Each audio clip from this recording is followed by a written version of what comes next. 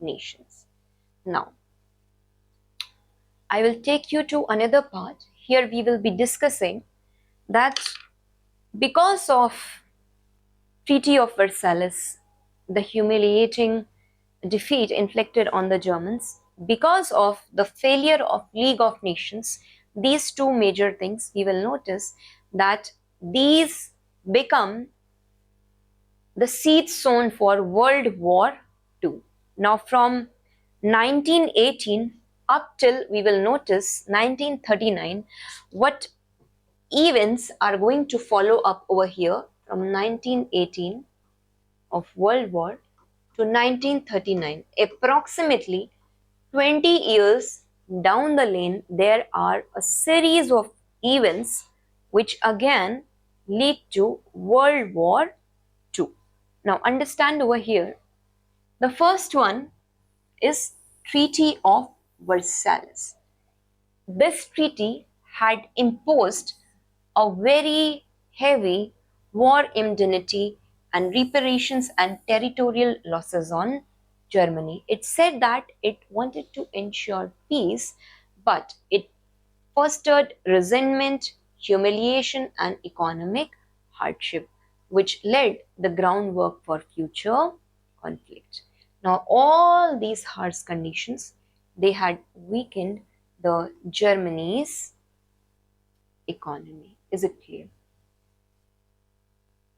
But this is major point, policy of appeasement. Now understand that how was it possible, okay? How was it possible for Germany in 1922 under Hitler to start the militarization of its zone? Definitely, it must be getting some hidden support from the nation behind doors, and this is the policy of appeasement which was given by Britain and France. It led that they felt that they were fearful of another devastating war, and this pursued them policy of appeasement during 1930s. What happened? Both these nations ultimately they conceded to the Hitler's demand, such as remilitarization of the Rhineland. Again, militarily, Germany is getting strong, right? Annexation of Austria, you notice over here, and Munich Agreement 1938 we will study in when we will be discussing World War II. Now what happens?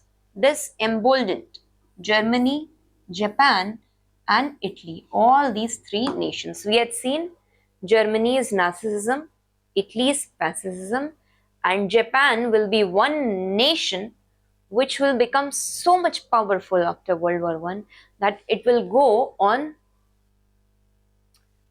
moving across the continents. It is said that Japanese army had even reached the Myanmar border and they were about to enter India from northeast. So all these had undermined the collective security which was being provided by League of Nations. Now, another point over here is security problem of France. I had already discussed that this was your Germany area and this is your France area. The borders are touched and two of the major places, Alsace and Lorraine, which were a part of France, were taken up by Germany. But after Treaty of Versailles, they were returned back to France. But France still feared that Germany's resurgence after 1991, specifically after this strict reinforcement of Treaty of Versailles is going, and under specifically Hitler, this is going to have a very bad impact on France's national security. And Germany also went on military alliance with the Eastern European states, right? And construction of Maginot Line had started over here. Yet the political divisions economic troubles and reliance on Britain, it had weakened its security and leaving it vulnerable by 1940. Is it clear?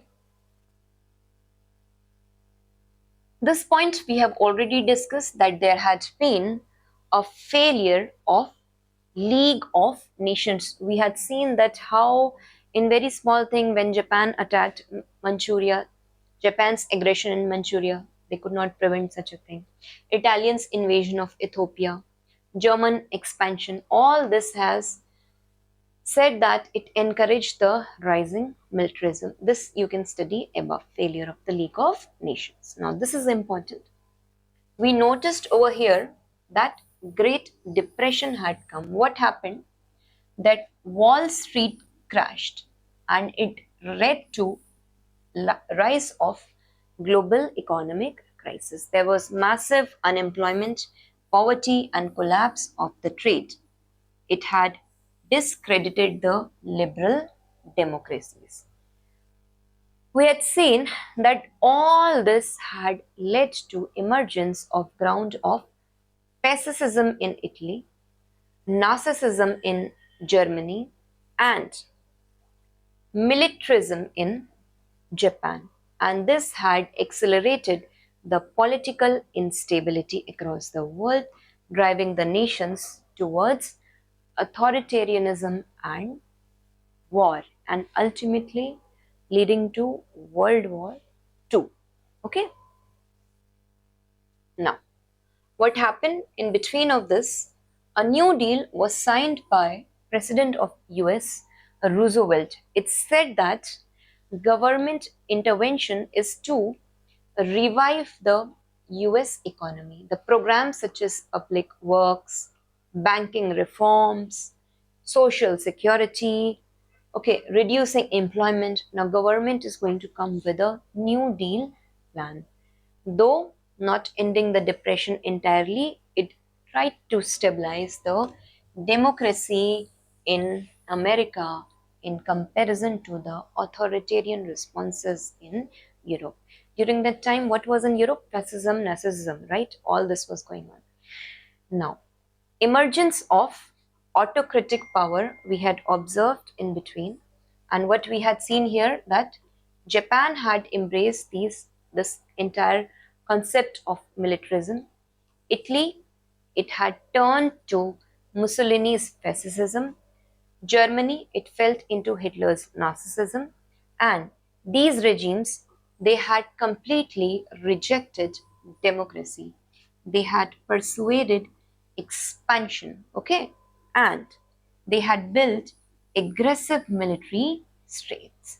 It is said that their alliance was driven by the grievances against the Versailles system, and this has challenged the fragile peace and it had fueled the World War II. Is it clear? Now everything is very much interconnected over here. Try to understand that how far it is correct to say that First World War, okay, was fought essentially for preservation of balance of power. This question UPSC has asked in 2024. So many times I had been repeating in previous two lectures about this. Was it the balance of power or what was it? The Europe by 1914 was divided into two major blocks, Central Power and the elite powers. There was arms race. It was not balance of power, first of all. Understand this, right? First of all, whenever such a question is coming, you have to mention the immediate cause which had triggered the World War. Assassination of Archduke Ferdinand of Austria, okay? Apart from this, we had seen rise of militarism, imperial rivalries. You can mention Franco-German rivalry, Anglo-German rivalry, secret alliances, triple inter-triple alliance, and aggressive nationalism. Among these, the notion of balance of power wherein no single state should be allowed to dominate